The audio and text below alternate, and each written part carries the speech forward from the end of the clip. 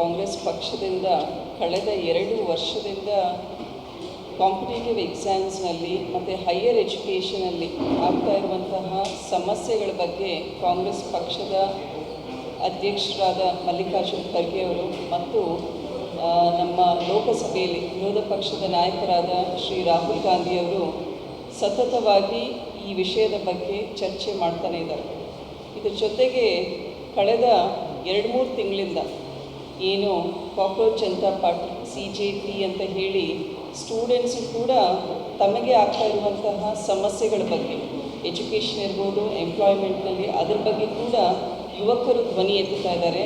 ಆಮೇಲೆ ಜಂತರ್ ಮಂತರ್ನಲ್ಲೂ ಸುಮಾರು ದಿನಗಳಿಂದ ಸ್ಟೂಡೆಂಟ್ಸು ಪ್ರೊಟೆಸ್ಟ್ ಮಾಡ್ತಾಯಿದ್ದಾರೆ. ನಾವೆಲ್ಲರೂ ಪ್ರಜಾಪ್ರಭುತ್ವದಲ್ಲಿ ಪ್ರೊಟೆಸ್ಟ್ ಮಾಡೋದು, ಮಾರ್ಚಸ್ ಮಾಡೋದು is an integral part of a healthy democracy ಅಂತ ನಾವೆಲ್ಲರೂ ಹೇಳ್ತೀವಿ. ಆದರೆ ನಮ್ಮ ಮಾನ್ಸೂನ್ ಸೆಷನಲ್ಲಿ ನಾವು ನೋಡ್ತಾ ಇದ್ದದನ್ನು ಅನುಭವಿಸಿದೆವು. ಈಗ 2 ವರ್ಷದಿಂದ ಏನು ಪಾರ್ಲಿಮೆಂಟ್ನಲ್ಲಿ ನಮ್ಮ ಬಾಯಿ ಮುಗಿಸ್ತಾ ಇದ್ದರು, ನಮಗೆ ಏನೇ ವಿಷಯಗಳ ಬಗ್ಗೆ ಮಾತಾಡಲಿಕ್ಕೆ ಅವಕಾಶ ಕೊಡ್ತಿರಲಿಲ್ಲ. ನಾವೇನೇ ಪ್ರತಿಭಟನೆ ಮಾಡಿದರೆ ಮಕರ್ ದ್ವಾರ್, ನಮ್ಮ ಲೋಕಸಭಾ ಎಂಟ್ರೆನ್ಸ್ನಲ್ಲಿ ಪಾರ್ಲಿಮೆಂಟ್ ಹೊರಗಡೆ ಮಕರ್ ದ್ವಾರ್ ಅಂತ ಇದೆ, ಅಲ್ಲಿ ನೀವು ನೋಡ್ತಾ ಇದ್ದೀರ ವಿರೋಧ ಪಕ್ಷದವರು ಪ್ರೊಟೆಸ್ಟ್ ಮಾಡೋಕ್ಕೆ ಬಿಡೋದಿಲ್ಲ. ಬರೀ ಸದನದಲ್ಲಿ it has become an ಅನ್ಫ್ರೂಟ್ಫುಲ್ session ಅಂತಲೇ ಹೇಳ್ತಾರೆ.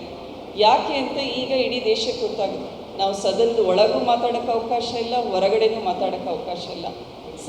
ಸದನದ ಒಳಗೆ ಮಾತಾಡಬೇಕು ಅಂದರೆ ಬಿಲ್ಸ್ನ ಪ್ರಪೋಸ್ ಮಾಡೋದನ್ನು ನೀವು ನೋಡ್ಬೋದು, ಯಾವ ರೀತಿ ಬಿಲ್ಸ್ನ ಚರ್ಚೆಗೆ ತೊಗೊಂಡು ಬರ್ತಾರೆ ಅಂತ.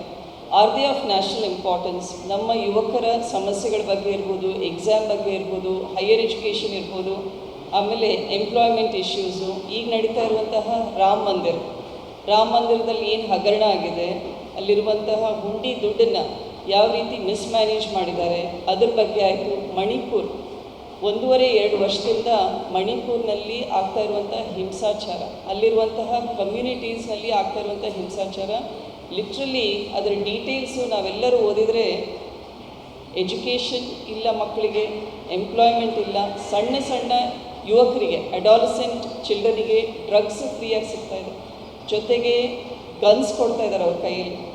ಸೊ ಒಂದು ಜನ್ರೇಷನ್ ವಿ ಆರ್ ಲೂಸಿಂಗ್. ಮುಂದೆ ಅದು ಯಾವ ರೀತಿ ಮಣಿಪುರ್ ಬಿಲ್ಡ್ ಮಾಡ್ತಾರೆ ಅನ್ನೋದು ಒಂದು ದೊಡ್ಡ ಸಮಸ್ಯೆ ಆಗಿದೆ.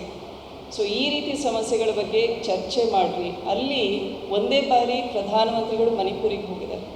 Law and order is not in control. ಹೇಳಲಿಕ್ಕೆ ಹೇಳ್ತಾರೆ ಅವರೆಲ್ಲ, ಏನು ಹೇಳಬೇಕು ಅದನ್ನಷ್ಟೇ ಹೇಳ್ತಾರೆ. ಬಟ್ ಅಲ್ಲಿರುವಂತಹ MPsಗಳು ಮತ್ತು ನಮ್ಮ ಲೀಡರ್ಸ್, ಕಾಂಗ್ರೆಸ್ ಲೀಡರ್ಸ್ ಹೋದಾಗ ವಾಸ್ತವ ಸ್ಥಿತಿ ಗೊತ್ತಾಗುತ್ತೆ. ಯಾಕೆ ಇಷ್ಟೆಲ್ಲ ಮಾತಾಡ್ತಾ ಇದ್ದೀರಿ, ನಾವು ಕೇಳಿದ ಬರೀ ಜಂತರ್ ಮಂತರ್ ಬಗ್ಗೆ ಅಂತ ಹೇಳಿದ್ರಿ. ಸೊ ಇದೆಲ್ಲದನ್ನು ಯಾಕೆ ಹೇಳ್ತಾ ಇದ್ದೀನಿ ಅಂದರೆ, ಇವತ್ತು ಯುವಕರು ದೇಶದ ಸಮಸ್ಯೆಗಳೇ ಬಗ್ಗೆ, specially about education and fairness and transparency in exams, ಅದ್ರ ಬಗ್ಗೆ ಚರ್ಚೆ ಶುರು ಮಾಡಿದಾಗ ದೆಹಲಿನಲ್ಲಿ ಇಡೀ ದೇಶದಲ್ಲಿರುವಂತಹ ಸ್ಟೂಡೆಂಟ್ಸ್ ದೆಹಲಿಗೆ ಬಂದರು. ನಾವು ಸೋಮವಾರ ಅವ್ರಿಗೆ ಹೇಳಿದರು ಜಂತರ್ ಮಂತರಿಂದ ಪಾರ್ಲಿಮೆಂಟಿಗೆ ಮಾರ್ಚ್ ಮಾಡ್ತೀವಿ ಅಂತ ಹೇಳಿದರು. ಅವತ್ತು ಇಡೀ ದಿನ ನಾವು ಪಾರ್ಲಿಮೆಂಟಲ್ಲಿದ್ದೀವಿ, ಎಲ್ಲರ ಫೋನ್ಸ್ ಜಾಮ್ ಆಗಿದೆ. ನಮಗೆ ವಾಟ್ಸಾಪ್ನಲ್ಲಿ ಏನು ಆಗ್ತಾಯಿದೆ ಹೊರಗಡೆ ಅನ್ನೋದು ಗೊತ್ತಾಗ್ತಾ ಇಲ್ಲ. ನಮ್ಮ ಫೋನ್ಗಳು ಕೆಲವ್ರು ನೆಟ್ವರ್ಕ್ ಇದೆ, ಕೆಲವ್ರು ನೆಟ್ವರ್ಕ್ ಇಲ್ಲ.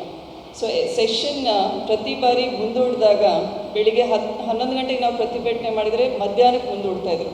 ಬಟ್ ಅವತ್ತು ಪ್ರೊಟೆಸ್ಟಿನ ದಿನ ಪ್ರತಿ 1 ಅವರ್ ಅಷ್ಟೇ ಬ್ರೇಕ್ ಮಾಡೋದು.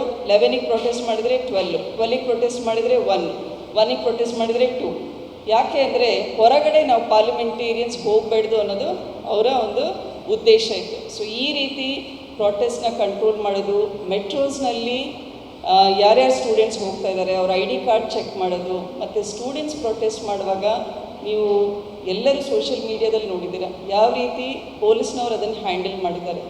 ಲಾಠಿ ಚಾರ್ಜ್ ಮಾಡೋದಿರ್ಬೋದು, ಆಮೇಲೆ ಟಿಯರ್ ಗ್ಯಾಸಿಂಗ್ ಇರ್ಬೋದು, ಆಮೇಲೆ ಪೆಲೆಟ್ಸ್, ಗನ್ ಪೆಲೆಟ್ಸ್ ಅದನ್ನು ಕೂಡ ಮಕ್ಕಳ ಮೇಲೆ ಯೂಸ್ ಮಾಡಿದ್ದಾರೆ.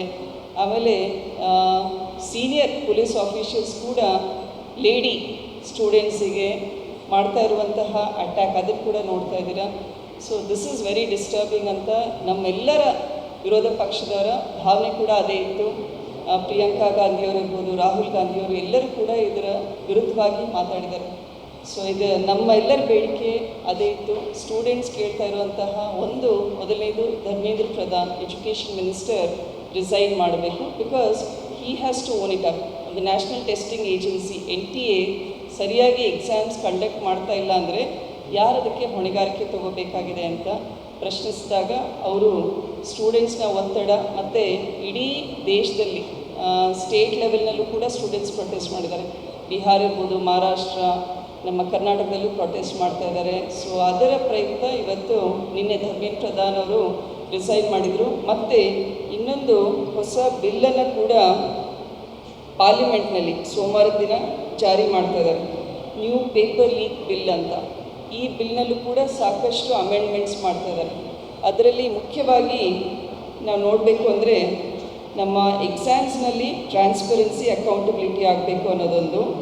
ಆಮೇಲೆ ಈ ಎಕ್ಸಾಮ್ಸ್ನಲ್ಲಿ ಹಿಂದೆ ಏನು 3 ರಿಂದ 5 ವರ್ಷ ಜೈಲು, ಆಮೇಲೆ 10 ಲಕ್ಷದ ತನಕ ಫೈನ್ ಇತ್ತು. ಅದನ್ನು ಈ ಬಾರಿ ಸೋಮವಾರ ಏನು ಬಿಲ್ ಪ್ರಪೋಸ್ ಮಾಡ್ತಾ ಇದ್ದರಲ್ಲಿ ಅದರಲ್ಲಿ 5 ರಿಂದ 10 ವರ್ಷ ಜೈಲು, ಆಮೇಲೆ 50 ಲಕ್ಷದ ತನಕ ಫೈನ್ ಹಾಕಬೇಕು ಅಂತ. ಆಮೇಲೆ ಯಾವ ಸೆಂಟರ್ಸ್ ಸರ್ವಿಸ್ ಪ್ರೊವೈಡ್ ಮಾಡ್ತಾ ಇದ್ದಾರೆ ಅವ್ರಿಗೂ ಕೂಡ 1 ಕೋಟಿ ಫೈನ್ ಮುಂಚೆ ಇತ್ತು, ಈಗ ಅದನ್ನು 5 ಕೋಟಿ ತನಕ ಇನ್ಕ್ರೀಸ್ ಮಾಡಿದ್ದಾರೆ ಫೈನ್. ಆಮೇಲೆ ಅವ್ರಿಗೂ ಕೂಡ ಮುಂದೆ 4 ವರ್ಷ ಎಕ್ಸಾಮ್ ಕಂಡಕ್ಟ್ ಮಾಡೋಕ್ಕೆ ಬರಲಿದ್ದ ರೀತಿಯಲ್ಲಿ ಪರ್ಮಿಷನ್ಸ್ ಕೂಡ ಕ್ಯಾನ್ಸಲ್ ಮಾಡ್ತಾಯಿದ್ರು ಹಳೆ ನೀತಿನಲ್ಲಿ. ಈ ಬಾರಿ ಮಾಡುವಾಗ 8 ವರ್ಷದ ತನಕ ಎಕ್ಸ್ಟೆಂಡ್ ಮಾಡಿದ್ದಾರೆ ಅವ್ರಿಗೆ ಪರ್ಮಿಷನ್ನು. ಆಮೇಲೆ ಜೈಲು 3 ರಿಂದ 10 ವರ್ಷ ಇದ್ದಿದ್ದು ಈ ಬಾರಿ 5 ರಿಂದ 10 ವರ್ಷ. So strict rules and regulation ತರ್ತಾ ಇದ್ದಾರೆ. ಜೊತೆಗೆ ಆರ್ಗನೈಸ್ಡ್ ಕ್ರೈಮ್ ಅವ್ರಿಗೂ ಕೂಡ ಯಾರು ಅಫೆಂಡರ್ಸ್ ಇದ್ದಾರೆ ಅವ್ರಿಗೂ ಕೂಡ ಹಿಂದೆ 5 ರಿಂದ 10 ವರ್ಷ ಜೈಲಿರೋದನ್ನ ಈ ಬಾರಿ 7 ರಿಂದ 10 ವರ್ಷ ಮತ್ತು ಸುಮಾರು 10 ಕೋಟಿ ಫೈನ್. ಸೊ ಈ ರೀತಿ ಜೈಲ್ ಟರ್ಮು ಮತ್ತು ದ ಅಮೌಂಟ್ ಆಫ್ ಫೈನ್ ಅದನ್ನು ಇನ್ಕ್ರೀಸ್ ಮಾಡಿರೋದ್ರಿಂದ ಎಕ್ಸಾಮ್ ಸೆಂಟರ್ಸ್ ಇರ್ಬೋದು ಮತ್ತು ಯಾವ ಏಜೆನ್ಸಿ ಇದರ ಹೊಣೆಗಾರಿಕೆ ತಗೊಳ್ತಾರೆ ತಪ್ಪಿತಸ್ಥರು ಅವ್ರಿಗೂ ಕೂಡ ಹೆದರಿಕೆ ಮೂಡಿಸುತ್ತೆ. ಸೊ ಸ್ಟೂಡೆಂಟ್ಸ್ ಕೂಡ ಅದನ್ನೇ ಕೇಳ್ತಾಯಿದ್ರು, ಕಾಂಗ್ರೆಸ್ ಪಕ್ಷ ಕೂಡ ಅದನ್ನೇ ಬೇಡ್ತಾಯಿದ್ರು, ಎಲ್ಲ ವಿಪಕ್ಷದವರು ಕೂಡ ಅದನ್ನೇ ಕೇಳ್ತಾಯಿದ್ರು. ಸೊ ನಾವು ಕೂಡ ಪ್ರತಿಭಟನೆ ಮಾಡಿದಾಗ ಚರ್ಚೆ ಮಾಡ್ತೀವಿ ಅಂತಾರೆ. ಚರ್ಚೆ ಮಾಡೋದು ಕೇವಲ ನೇಮ್ಸೇಕ್ ಅಂತ ಹೇಳ್ತೀವಲ್ಲ, ಬಟ್ ಅದರಿಂದ ಏನು ಅವರಲ್ಲಿ ಬದಲಾವಣೆ ಆಗ್ತಾಯಿಲ್ಲ. ಸತತವಾಗಿ ಪೇಪರ್ ಲೀಕ್ ಆಗ್ತಾನೇ ಇದೆ. ಎಷ್ಟೋ ಜನ ಸ್ಟೂಡೆಂಟ್ಸು ಆತ್ಮಹತ್ಯೆ ಮಾಡ್ಕೊಂಡಿದ್ದಾರೆ. ಈ ಸ್ಟೂಡೆಂಟ್ಸ್ಗೂ ಕೂಡ ಕಾಂಪನ್ಸೇಷನ್ ಕೊಡಬೇಕು ಅಂತ ಅದನ್ನು ಹೇಳಿದ್ದೀವಿ. ಮತ್ತು ಯಾರ್ಯಾರು ಪೊಲೀಸ್ ಆಫೀಷಿಯಲ್ಸ್ ಸ್ಟೂಡೆಂಟ್ಸ್ ಮೇಲೆ ಅಟ್ಯಾಕ್ ಮಾಡಿದ್ದಾರೆ ಅವ್ರ ಮೇಲೆ ಆ್ಯಕ್ಷನ್ ತಗೋಬೇಕು. ಆಮೇಲೆ ಒಂದು transparency accountability in the exam section ಅಂತ ಬೇಡಿಕೆ ಹೇಳಿದಾಗ ಈ ರೀತಿಯಾದಂತಹ ಹೊಸ ಬಿಲ್ಲನ್ನು ಆ್ಯಂಟಿ ಪೇಪರ್ ಲೀಕ್ ಲಾ ಇದನ್ನು ಸೋಮವಾರದ ದಿನ ಪ್ರಪೋಸ್ ಮಾಡ್ತಾ ಇದ್ದಾರೆ with the new amendments. So ನಾವೆಲ್ಲರೂ ಅದರ ಬಗ್ಗೆ ಅದನ್ನು ಪಾಸ್ ಮಾಡಬೇಕಾಗುತ್ತೆ ಸೋಮವಾರದ ದಿನ.